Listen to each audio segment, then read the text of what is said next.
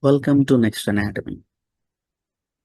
This session we will try to look into the muscles of front of arm. The first muscle is the coracobrachialis. The second muscle will be the biceps brachii, which is having a short head and a long head. And lift the muscle of the biceps brachii if you're able to identify the brachialis muscle.